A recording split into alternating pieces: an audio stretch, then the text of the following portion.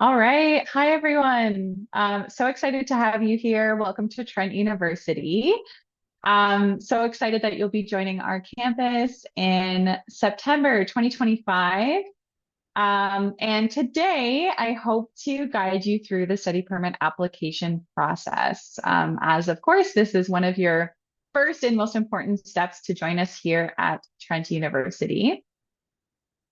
Just a quick disclaimer before I jump into it. Just to remind you that immigration information, um, regulation and policy is always changing. It's a fluid beast. So just make sure that you are keeping in mind that the information that I share today could change in the future. It could change later this afternoon. And I did verify this information yesterday, which is May 15th, 2025. And if you want the most up-to-date information, you can always refer back to Immigration, Refugees, and Citizenship Canada, otherwise known as IRCC. Let me take a moment to introduce myself. My name is Jessica Evans, and I use she, her pronouns, and I'm one of our three international student advisors here at Trent. I also work very closely with my lovely colleagues, Angie and Barbara. And all three of us have the immigration license that will support you through your Canadian immigration applications. So if you do have questions, you're always welcome to reach out to us at international@trentu.ca. So here is our agenda for today. We have quite a bit to cover. And I know it might feel a bit overwhelming, but I hope that one thing that you can take away from today is that you've made the first connection. I am a real human, and I also have real human colleagues who can help you through this process. So if you have questions along the way, we are happy if you reach out to us to answer and clarify any questions or concerns that you have. I always start every presentation I do with just defining terms and talking about the immigration documents that are applicable to you here in Canada. So you know exactly what they are and what they do and which documents might be applicable to you and your situation. Then I will talk about the process of applying for the study permit and the documents you need in detail. And then I will chat a little bit about what to think about after you apply, and then we'll have some room for questions as well. The other thing I want to say, maybe before we jump into this, is um, yesterday we talked in depth about who needs which documents depending on their circumstances. So, as an exchange student, you will require a study permit if you are studying in Canada for more than 6 months. So for those of you who are going to be at Trent for 2 terms, so from fall, so September 2025 all the way to April 2026, those of you in that situation will be applying for a study permit. For students who are studying just from September to December, you will not require a study permit, and you should refer back to the yesterday's video. Okay, so let's chat about the immigration documents in Canada. So one of the most critical aspects of understanding the study permit application is really just understanding what a study permit is, what's its important relationship to your passport, and how a study permit differs from an entry document in Canada. So as you know, your passport is one of the most important documents you'll need to travel anywhere in the world. And of course, you'll need this to enter Canada as well. And this is going to be your primary identification document for your study permit application and also while you get settled here in Canada. What's really important to note about your passport is that your Canadian immigration documents cannot be issued beyond the length of your passport. So if your passport is going to expire prior to you completing your studies here at Trent, it's really important that you renew your passport before you apply for your study permit.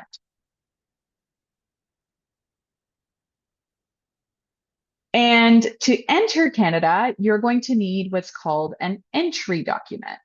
And the entry document that you require is dependent on your country or territory of citizenship. So some of our students are from what we call visa requiring countries.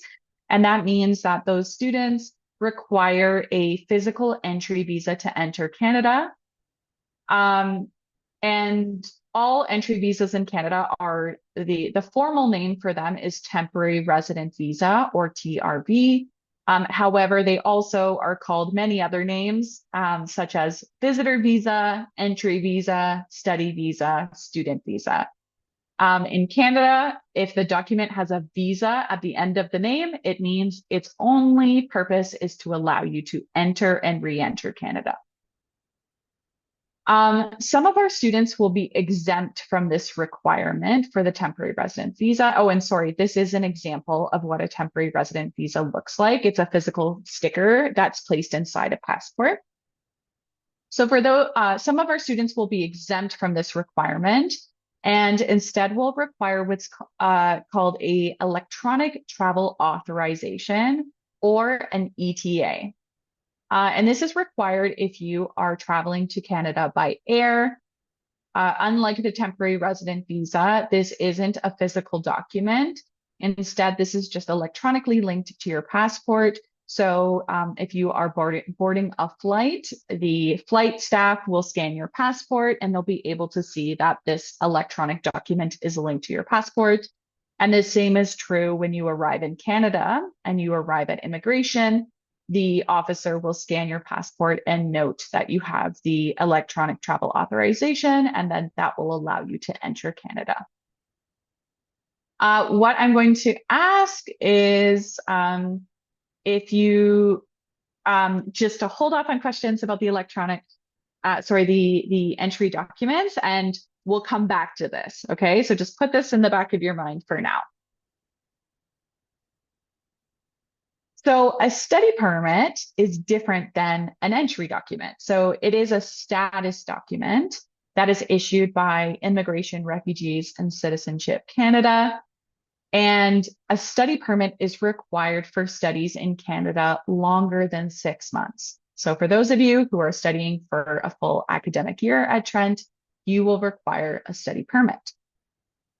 And so the purpose of a study permit is to allow temporary studies in Canada while also defining your legal status in the country as a temporary resident rather than a permanent resident or a Canadian citizen. The study permit also outlines what you can and cannot do in Canada. So you do have this legal obligation to be studying while you're in Canada on a study permit. You have a legal obligation to study at the institution that's noted on your study permit.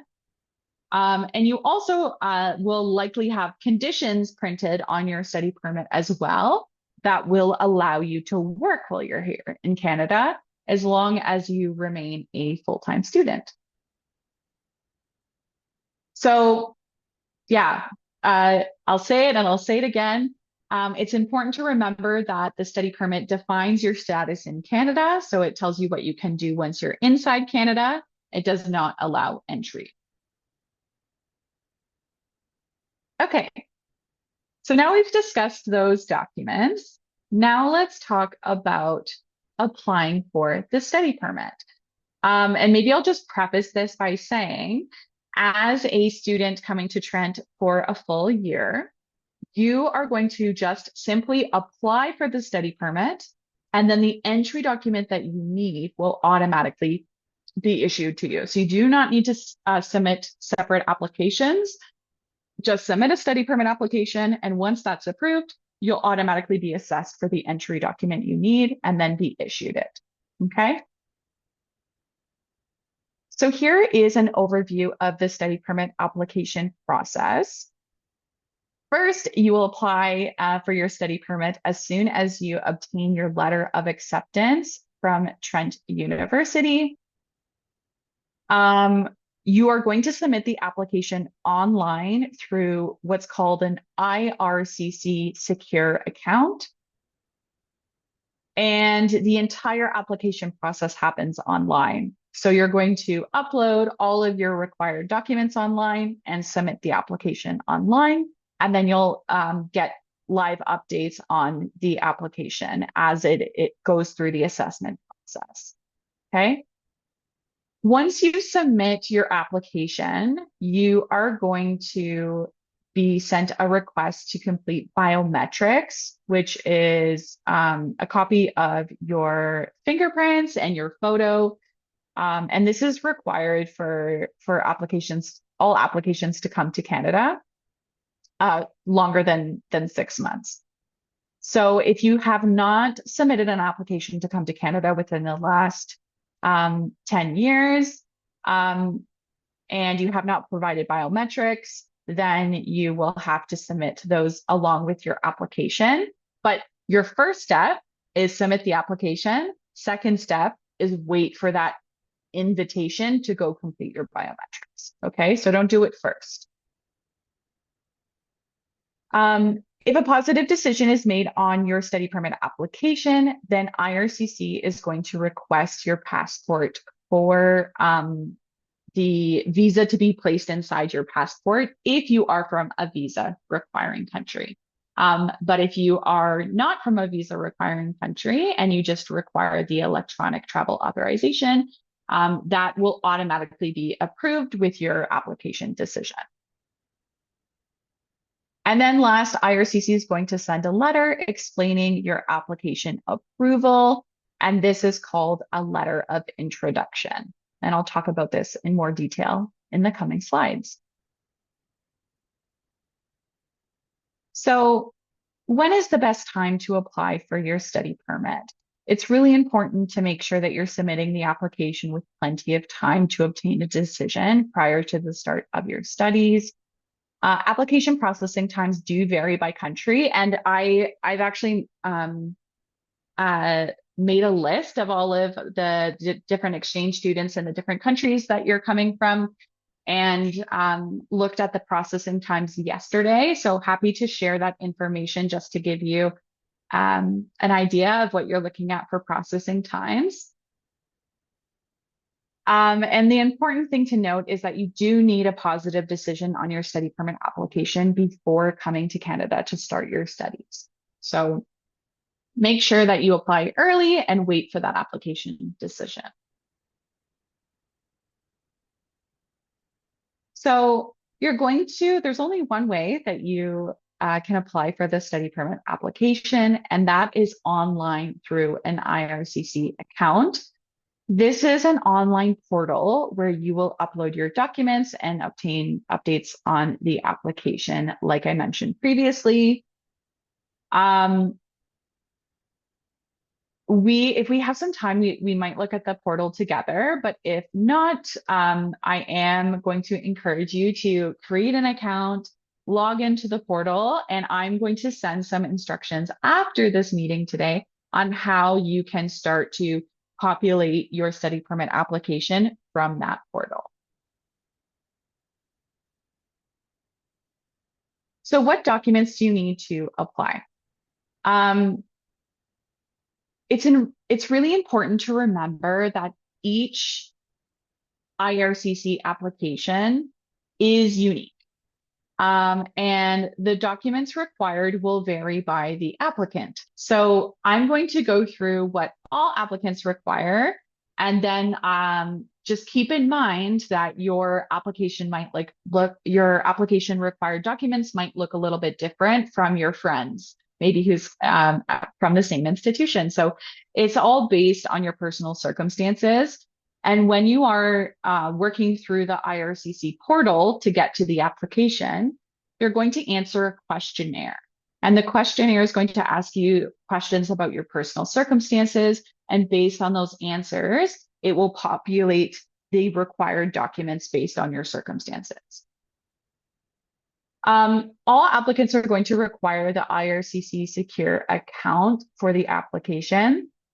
I'm really sorry, I forgot to remove the IRCC portal account from this. And that's because this was, the IRCC portal was a pilot project that IRCC released last year. I would say it was a total failure. It was not very effective.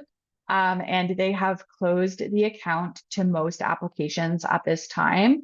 So folks are being redirected back to their original portal, which is called the IRCC Secure account. Okay. The good news is that you can't really mess up. You won't have access to the IRCC portal, but I will send a link after this session to the IRCC Secure account so you can find it.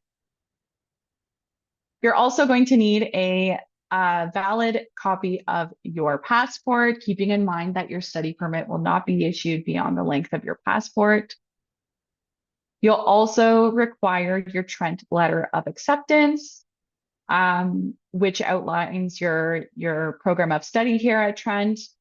It also needs to be valid at the time that you submit your study permit application and at the time you arrive in Canada.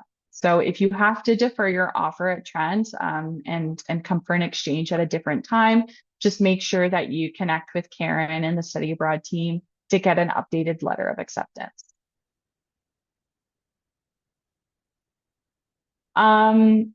You also need to, and this is again, I'm so sorry. The provincial attestation letter is not applicable to you in your application. And so what I'm going to provide you with is a document which explains why you are exempt from the provincial attestation letter. And the reason for this is because you are exchange students. So short-term exchange students are exempt from this requirement, and Trent University will not issue you a provincial attestation letter. However, in your study permit application, IRCC will ask you to prove that you are exempt from this requirement, and I will provide you with a template that explains your exemption based on the fact that you are an exchange student. So I will send that following our presentation today. You're also going to be expected to prove your identity, and you'll do this by providing a digital photo. You can find the specifications on the IRCC website by scanning the QR code, but again, I'll also send information about this after our session. And as part of your application, you will also be required to prove to IRCC that you have the funds to cover your living expenses in Canada. And we'll detail that in some more depth soon. And then all applicants will also be required to fill out the application form itself. So the application form, it's pretty self-explanatory. Most of the information is your personal information, so it will feel really familiar to you. And some of the questions might be more confusing. So if you're working away on this application form and you're not sure how to fill something out, no problem. Send us an email to myself, Barbara, or Angie through international at trentu.ca, and we would be happy to clarify your questions. So depending on your circumstances, some applicants may require biometrics. Again, these are copies of your fingerprints and photo and are required if you have not submitted an application to come to Canada in the last 10 years. Some of our applicants will require a medical exam, and I'll talk about this in more detail soon. There are also specific instructions by each visa office. So wherever you are applying in the world, there is a Canadian visa office. And those specific visa offices will have additional requirements needed for your study permit application. So I'm going to show you how to refer to those instructions and make sure that there are no additional documents that are required for your application that aren't listed here. This is an optional document, but I always recommend it, which is including a study plan. So this letter, study plan, or letter of explaining your purpose for coming to Canada, it essentially reflects why you want to come to Canada to study. And so we'll look at this in detail soon, but I really, really recommend that everyone includes this. Most of our applicants will also require what's called a family information form. And this form just details some information about your immediate family members. The specific form you require does depend on your country. And when I send out the resources after the session, I will clarify which countries require which family information form. They're both, there's two different forms. They're both called family information form, but the form you require depends on your country of citizenship. And then, of course, as with all immigration applications, you might require other documents based on your circumstances as well.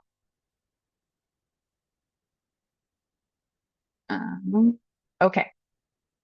So your letter of acceptance. Let's talk about these specific requirements in more detail. So your letter of acceptance is a document that is issued to you once you're admitted to Trent University. And it's going to be sent by email. So it's a letter that is embedded into an email and it comes from Trent University.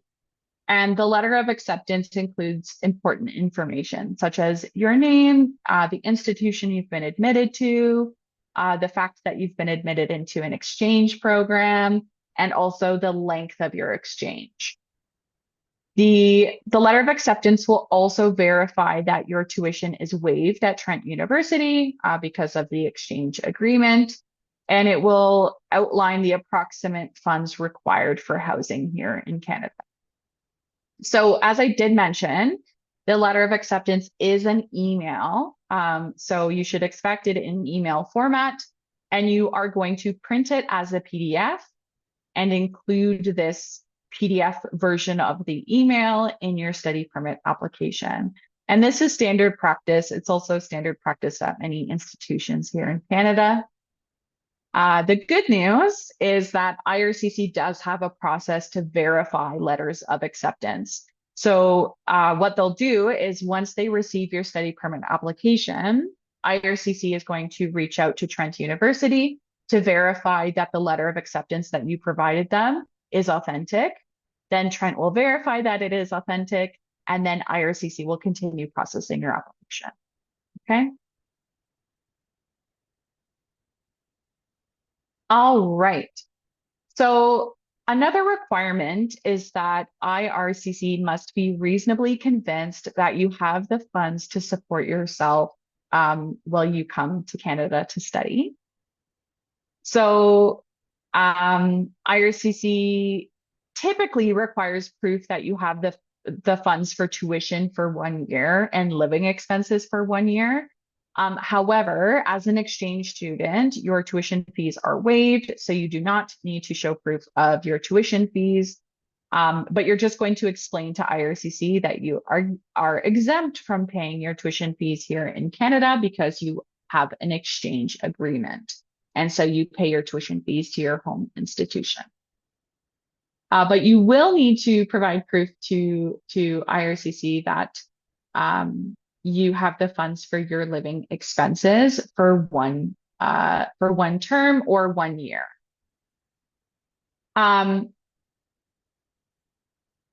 IRCC does have a minimum expectation for proof of funds, and this is based on the Canada's minimum cost of living data.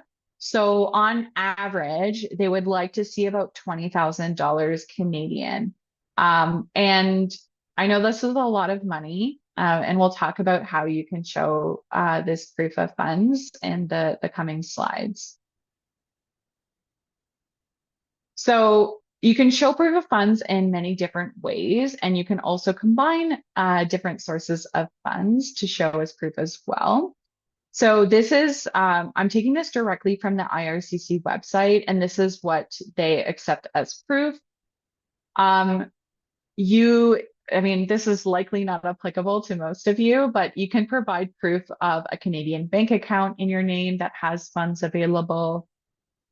This is also probably not applicable to you, but some students do choose to do this. That you can make an investment in Canada. with a participating Canadian financial institution. These investments are called a guaranteed investment certificate, and it's a secured fixed term investment. So that means that it's dispersed each month throughout a student's studies. And it's a good way to show proof of funds for your living expenses, right? So if you put $12,000 into a GIC and then you have $1,000 dispersed each month. So that's a good way of showing IRCC that you do have the funds for those living expenses. And usually these investments are made by students who are staying at Trent for long term. So it's definitely not something you need to do, or that in the past, any exchange students in my experience have invested in, but it is an option.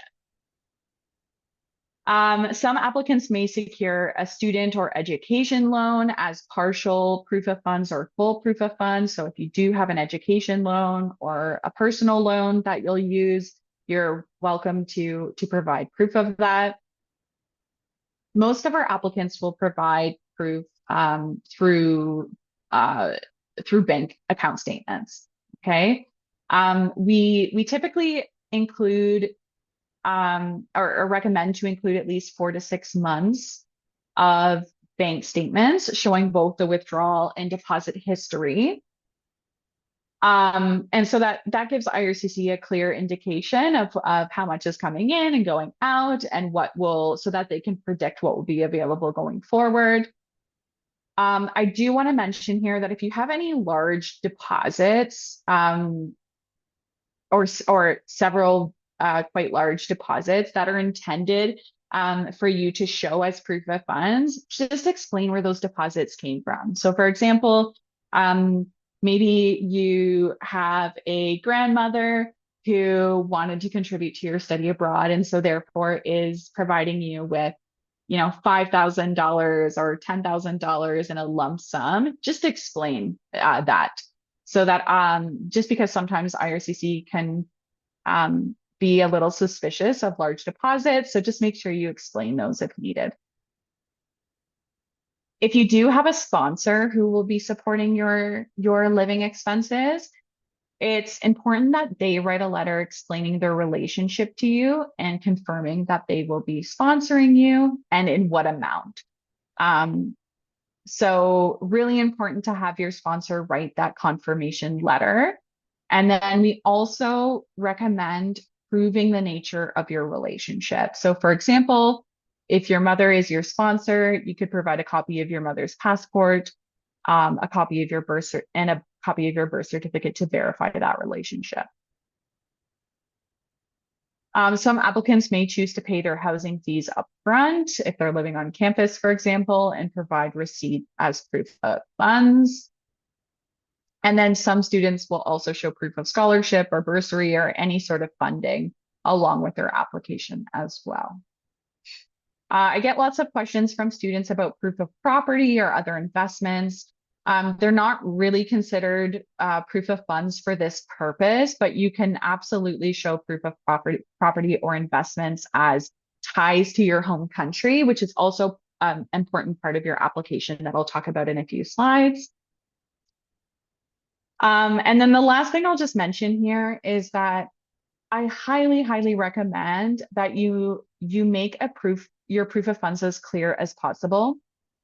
IRCC will not review 100 pages of documents. So we typically recommend including a cover letter that has a table outlining your expenses in Canada and how much you have to cover those expenses, and then where those funds are coming from. And then just a basic currency conversion from your home currency or whatever currency the bank account is from to Canadian dollars. Okay. So another requirement, and I know everyone always gets confused by this piece, and which is fair because it is a bit confusing. So all study permit applicants have a set of requirements that are required by IRCC, but you may also have these additional requirements from your visa office that are local to your country or region. And so it's really important that you verify the visa office instructions just to make sure that you have provided any additional documents they might need. Typically, the visa office instructions might have specifications around additional photos you might need to provide, or exactly what they want you to state in your study plan. So just double check those. And of course, we're always available as a resource if you're unsure of what those requirements are. But you can scan this QR code and it will take you to the IRCC page where you can locate this section where you'll find your country or territory, and then it will populate a comprehensive document checklist for you. And it will look like something like this, right? So this is the application package for applicants in Afghanistan. First, it will have the document checklist for a study permit, which is what we've really gone together through. And then next is the visa office instruction.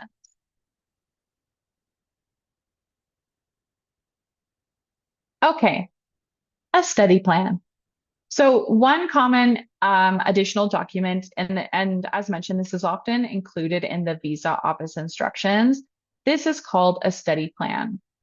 And essentially, a study plan gives an immigration officer a brief overview of why you want to come to Canada to study and how your choice to do so aligns with your future education or professional goals.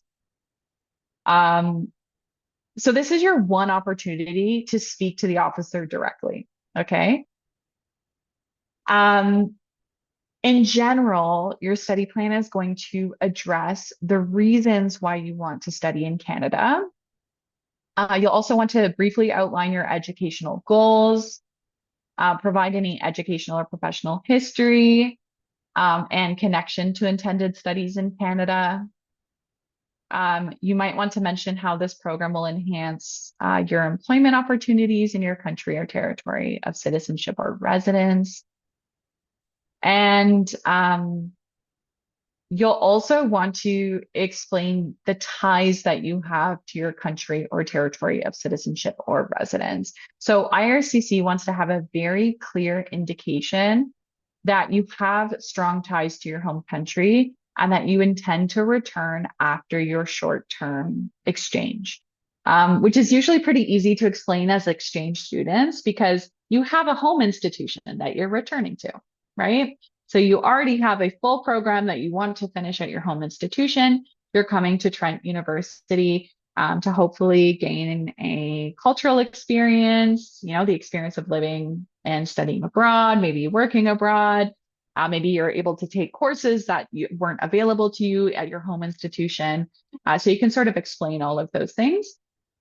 And then explaining that, yes, I have a full intention to return to my home country to finish my program. Maybe you're returning to a family home or your own apartment or a job, or you have those close community connections back home. You'll want to explain those things. Again, IRCC is lazy. You don't want to write a 10-page study plan because the officer will not read it. I did hear a stat recently that the IRCC officers typically go through the entire study permit application in 13 minutes. So explain your story, do it in a very succinct and clear way. Oh, sorry.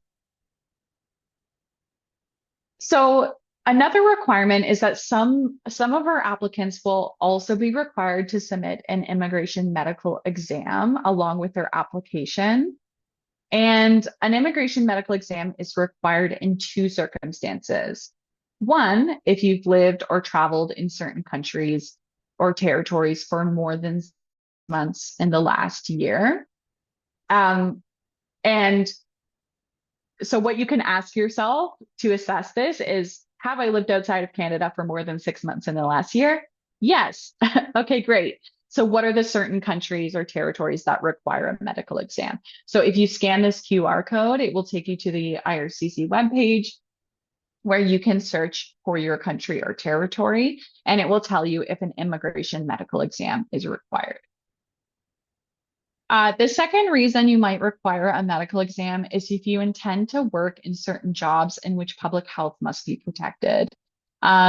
This is not really applicable to exchange students, but you might some of our students might be working. I mean, I don't know that this is applicable to exchange students, but just to give you an example of where this is applicable, um, the students in our nursing program, for example, who might be working with vulnerable people, working with small children or elderly folks. In those cases, that medical exam would be required, just to make sure that those folks don't have any diseases that would be easily spread to vulnerable people they're working with.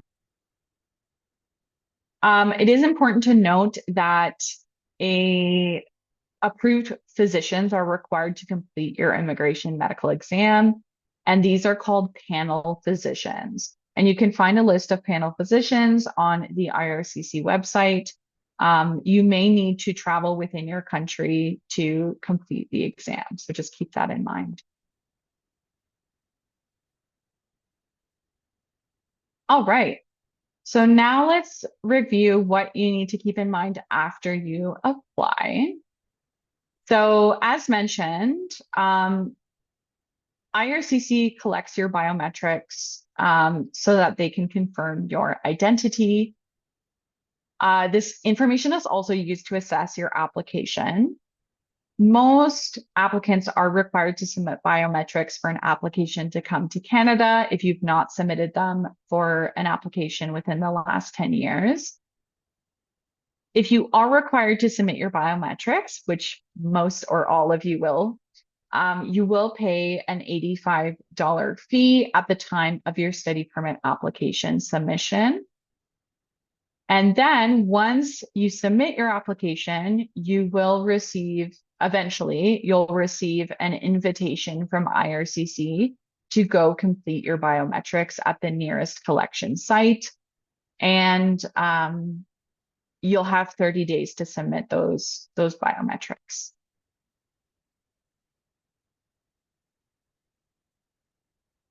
All right. So it's always important to think about what is IRCC looking for when you are putting together your study permit application, because if you can understand what IRCC is looking for, that can help you ensure that you're providing them with all the information to answer the questions they have, right? So IRCC is first going to do an initial assessment for admissibility to Canada. So they're going to check some of your medical information. They're going to check your financial resources. They're going to verify that you haven't misrepresented your situation. They might check your criminal record for any security reasons. And so once they've assessed that, great, they'll move on to the next step. Oh, sorry, I did miss the first one, which is they are going to look to make sure that your application is complete, right? So that's the very first step. Second, they're going to look to see that you're admissible to Canada. Next, IRCC is going to verify that you are a genuine student, so that your intention to come to Canada is to study and not to work or for any other reason. And IRCC will assess your resources to make sure that you have the financial resources to cover your stay in Canada. Of course, as you know, you won't be paying tuition here in Canada, but they will be assessing for your living expenses specifically. And lastly, IRCC wants to be convinced that you understand your stay in Canada is temporary because you're applying for temporary residence, and so that you will leave Canada at the end of your stay, and also that you have strong ties to your home country. And then if your study permit application is approved, Your first going to be the first step is that you'll be issued the entry document you need to enter Canada. So if you are from a visa requiring country, you're going to be asked to send your passport to your nearest Canadian visa processing center. And then your visa will be placed inside. It will look something like that. And then if you are from a visa exempt country, your electronic travel authorization number will be noted in your application approval letter, and no action is required for you. So you don't have to do anything additional. You don't have to send your passport anywhere. You're also going to receive a study permit application approval letter, and this is called a letter of introduction. So this document is very important because it clarifies that your study permit application has been initially approved. This letter itself is not your study permit. However, you're going to bring this letter with you to Canada to have your study permit printed at the Canadian port of entry. So you don't get your study permit until you arrive in Canada. And how do you get your study permit? So what's going to happen is once you arrive in Canada at the port of entry, which is your first entry point into Canada, you will be either at a land crossing or an airport, and you're going to meet an immigration officer. And you're going to present all of your documents to the officer. And if satisfied, the officer will print a physical study permit and issue it to you. These are the documents. And again, I will send all of this information after today, after our session today, but these are the documents you'll want to present to the officer. So a valid passport, your entry document. So that's either your temporary resident visa, or if they scan your passport and find your electronic travel authorization. A printed copy of the letter of introduction, which is this document here.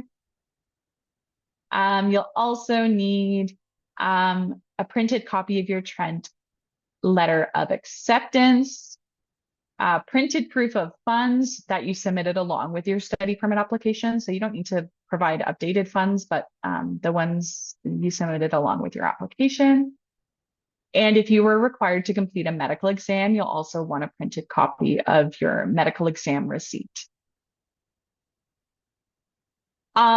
Another recommendation is that once you register for classes in June, you can also download your unofficial transcript from MyTrent, the MyTrent portal, and you can show that as proof of course registration. And then any other documents that you submitted along with your study permit application, you'll want printed copies of. So likely what will happen when you arrive is the officer will ask you, what's the purpose for you coming to Canada? You'll say, I'm an exchange student coming to Trent University for one term or for 1 year.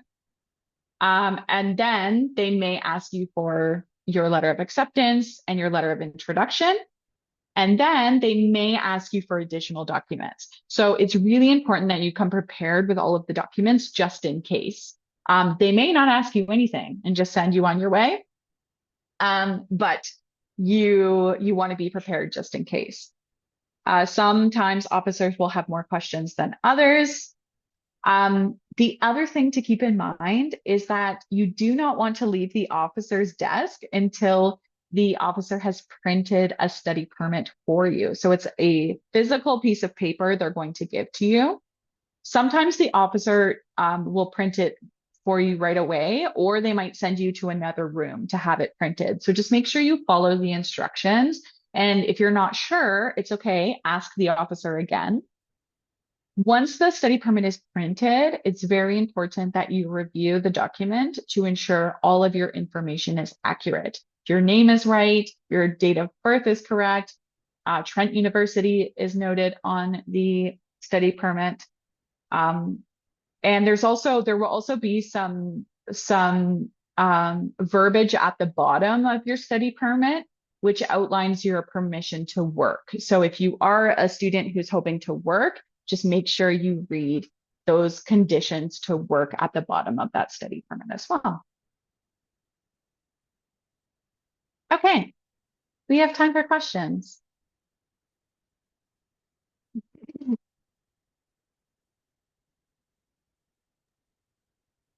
Jess, thank you so much for this. One No question did worries. come in over Mhm. email. I've tossed Yeah, it into the chat and I'll read it out loud. yeah, Um, can you clarify what you've learned about the formal student exchange letter that folks you need to bet. upload along with their application?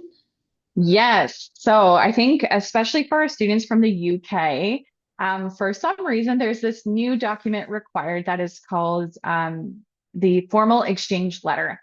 And we did review this with other institutions, and it looks like you can provide your letter of acceptance both under the section that asks you for the letter of acceptance and where it's asking for the formal exchange letter because they are asking for the same information in both. Some letters of acceptance don't have all the information that IRCC needs to make that assessment. So they ask for an additional document, which is the formal exchange letter. But Trent University and actually many other institutions in Canada do include the exchange information directly on the letter of acceptance. So you'll find that on your letter of acceptance, I think in box 21, which clarifies that it's a formal exchange agreement and that tuition is waived. So yeah, you can just upload your letter of acceptance twice. That's fantastic. Thank you for clarifying that. We also have a question from Jade, who is curious if it is okay to have an ETA without a study permit for a duration of a 4 month stay. So just staying for the single semester. Yeah. So if you are coming for one semester, so less than 6 months or 6 months or less, you can absolutely come to Canada with just your ETA. So you do not require a study permit to study. Your ETA will allow you to remain in Canada for up to 6 months. And so, yeah, you'll be able to enter Canada with that ETA and then remain for up to 6 months to complete your studies. Wonderful. And I know that you're going to supply this after, but can you clarify who requires the TRV, Mhm. who are still um, applying for a less than 6 month stay? Yeah, sorry. Let me pull this up because I didn't pull it up, silly me, before. But I'll refer to, just not to confuse everyone, I'll refer to exactly who we have in our call rather than listing out all of the countries in the world.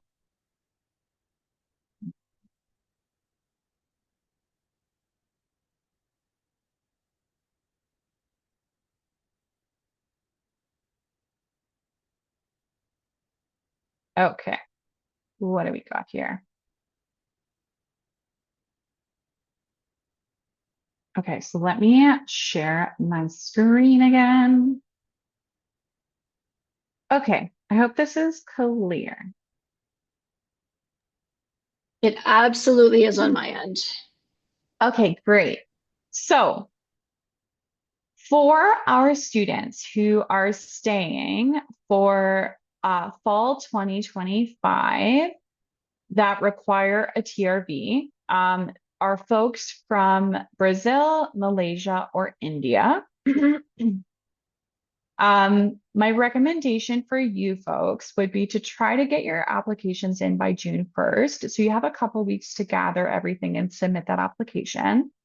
Um, and what I'm going to send you after this call is a really easy to follow application checklist that looks something like this, and it has all of the documents listed.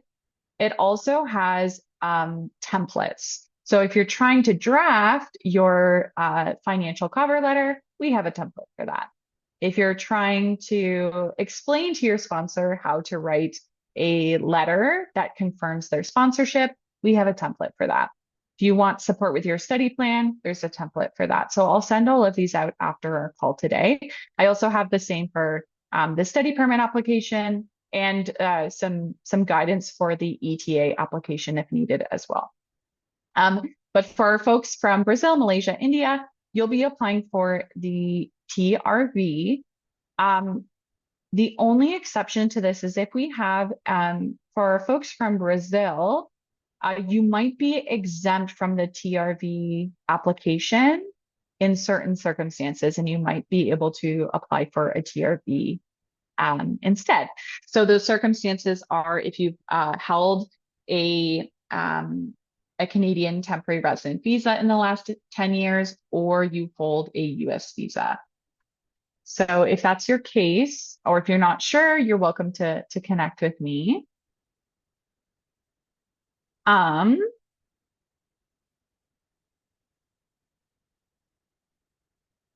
and then, sorry, I'm going to come back to your questions, and then I'll just overview this quickly.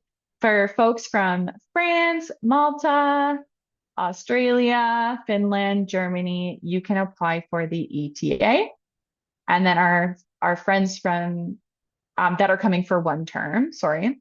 And then our folks who are from the UK, Turks and Caicos, and Spain, who are coming for the fall and winter, you're going to apply for that study permit. Okay.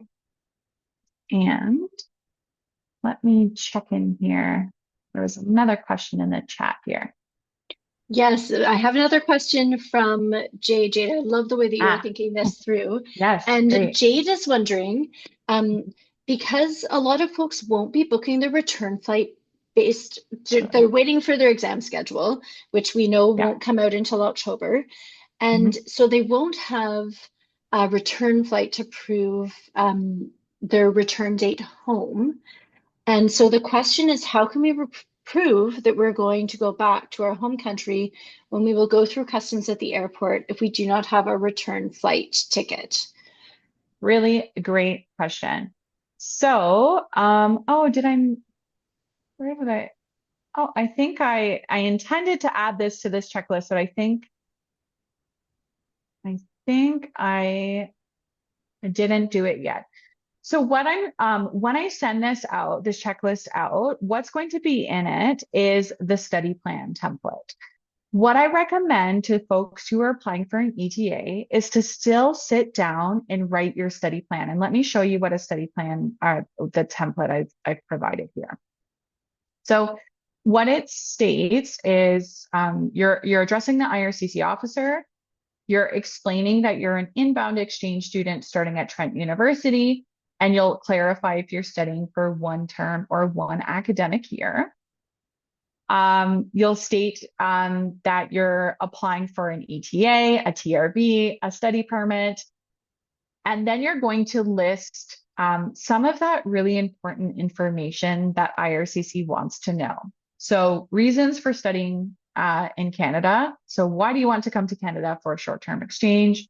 How will this support your educational or career plans? What do you hope to gain from this experience? Again, keep it very short and concise. Then you're going to explain your ties to your home country. So what it states here is, I understand that my stay in Canada is temporary. I have many ties to my home country. I have full intention to return home to my home institution and country at the end of my temporary exchange at Trent University. And then you're going to include those ties. So returning to your home institution to finish your degree, family ties, community connections, career aspirations at home. The other way that you can prove strong, not necessarily strong ties, but explain that travel history of you going to other countries and returning home after your temporary stay. That also shows IRCC that, oh, you've done this before. And not everyone has a travel history. I know that's a privilege to have. But if you do have travel history, you can also use that to say, hey, I've been to this country and this country, and I stayed for 2 weeks and then returned back home. So that's another great way of doing that. The other thing you can do is include a copy of your transcript at your home institution, right? And just show those ties as well. And I know that this is not required for the ETA application at all, but I always I know how stressful it can be sometimes when you're standing in front of an officer and they have a lot of questions for you. So if you've taken the time to think through, okay, why do I really want to come to Canada? what are my ties to my home country if an officer does ask, and I can explain that. And even that travel history, taking the time to write that down so that you know exactly what to answer when the officer asks you questions. So it shows them that you're prepared, and then you don't have to panic when they ask. So really great question. Yeah, thank you so much for putting those questions in the chat, Jade. Mhm. This is a phenomenal opportunity for the three of you who are on the call to ask these questions. I also recognize that in my own brain, I sometimes need to distill this, and this is an enormous amount of information, and then to ask these questions later. Please know that Jess is available for these questions. Mm. And I know that we have, and Jess, because she'll be sending out from the International Advising email address all of these resources, you'll know exactly how to be in touch with the folks who absolutely have the expertise for the international advising that you need. I'm just going to peek into the chat here. You're welcome, Jane. Absolutely. Jade's just thanking you, Jess, for your wonderfully thorough and complete answer. And on behalf of all of us, I want to thank you for these two back-to-back lunchtime presentations for all of our immigration questions and requirements. We are so, so grateful for this. And again, for all of you to know whether you're watching this live now or whether you're watching it in the future.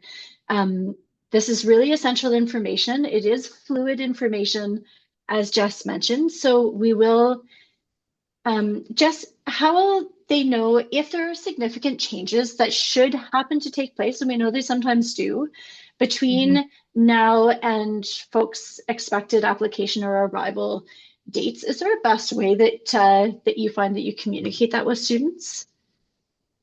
Yeah, typically we'll send messages to students' Trent emails, which I know I'm not sure if you folks have yet. Typically we'll communicate to your application email until about July. And then after that, we transition over to your Trent email. So what I would say is just check both. Just keep on top of both of your emails. But we do communicate if there are any major immigration changes or if there's anything that you need to keep in mind. We will communicate with all of our students, our exchange students and our international students. And then later today, I'll also send an email to you from our advising inbox, which has information about who needs what document, a link to this presentation and yesterday's presentation, and also document checklists based on your situation. So if you have questions after we've sent out that information or as you're working away on your application, all you need to do is respond to that email directly, and one of our advisors can follow up with you. Fantastic. And Jess, just to brag on your behalf and behalf of all of the international advisors, because there's a smaller cohort of study abroad students, but can you tell us how many, like the volume of international students that these international students are going to be joining here at Trent? How many Yeah. international students do we have? Yeah, we have about 3,000. So it's quite significant because we're a pretty, we're a smaller institution. So it's quite a large percentage of our student population. And it's incredible because when you're in your classes and interacting with other classmates, you're going to very quickly find that you have international students among you in class or at the different events that you're attending. So yeah, really cool opportunity to connect with people from around the world. And it also speaks to the level of expertise of our advisors. So a lot of these questions that you're grappling with are things that they've supported students in grappling with before. Yeah. I'm noticing, and Jade, thank you so much for another question here. And Jess, you might or might not know the answer. Mhm. Is do we need a special document to go to the United States? Yeah, so my area of expertise is Canadian immigration. So I'm not a US immigration consultant, but you would have to do your own research. Some of our students may be able to enter the US with their passport. Some may need a specific entry visa. So you would have to verify and check based on your circumstances. And Jess, do you have a sense? You probably know for Canada. I don't know if you'd know for the States. Where do folks find that kind of information? Where do they find the most up-to-date information based on their circumstance? From IRCC or from the US? For example, if Jade's looking for information about traveling to the US, do you have a sense of where that information might be Yeah, found? good question. Yeah, so you're just going to consult the United States government website. And the same goes for if you're looking for the information for coming to Canada, you're going to refer to the Canadian immigration website. And there's always a section of those websites that are for visitors or folks who want to visit the United States or visit Canada, and you'll be able to typically those pages as well are divided into um, countries of citizenship. So you'll be able to find your country or territory of citizenship and then refer what document you would need to enter the United States temporarily. Fantastic. Thank you so much for Mhm. Jess for this and for all of the information that you've shared over the past 2 days. Yeah. Um, I know we have exhausted our incredible hour with Jess for today.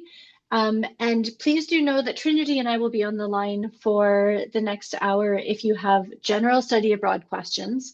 And again, just to emphasize, especially for those of you who are watching this out of sync with the recording, that Jess and her other international advisors are very available to you. But on behalf of all of us and for making this process so much gentler and easier, thank you, Jess, for your thorough My presentation. And we'll let pleasure. you grab some lunch. Okay, enjoy everyone. Expect an email from me later today. Take care. Wonderful. Thanks so much, Jess.